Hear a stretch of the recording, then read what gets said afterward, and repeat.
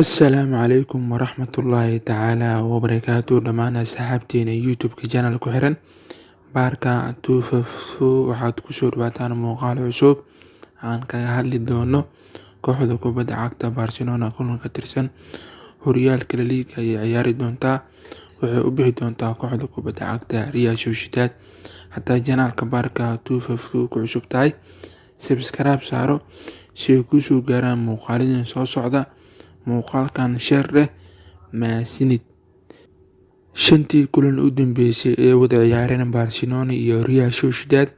afar ka mid waxaa badisay kooxda kubadda cagta Barcelona hal kulan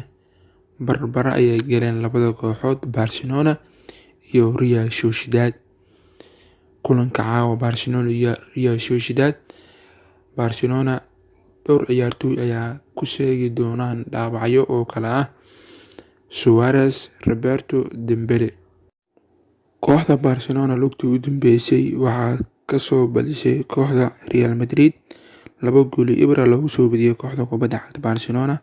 caawana waxay la ciyaari doontaa kooxda kubadda cagta Real Sociedad.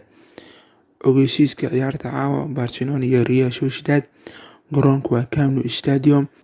saacadda ciyaarta la daawan doono waa 2:15 habeenimo xilliga geeska Afrika waa soo saadaali kartaa kulanka xiisaha badan Barcelona iyo Real Sociedad shaxda macquulka laga yaabo inay ku soo gasho kooxda Barcelona waa Stegen waa Semedo waa Pique Kalamatanagnad Jordi Alba khadka dhexe waa Busquets De Jong Ivarakatić weerarka waa Griezmann Messi iyo Martin Braithwaite kulanka caawa Barcelona iyo Real Sociedad 80% waxaa u cad inay badisay kooxda kubadda cagta Barcelona halka 117 dheheen Real Sociedad badinayso 103 waxaa laga yaabaa labada kooxood inay barbar ciyaartaas ku dhamaato guud ahaan waxaa halkaas kusoo afmeynaa kulankii falaqeynta aan kaga hadlaynay Barcelona iyo Real Sociedad caawa ciyaari doonaan 2:15 waa soo saadaali kartaa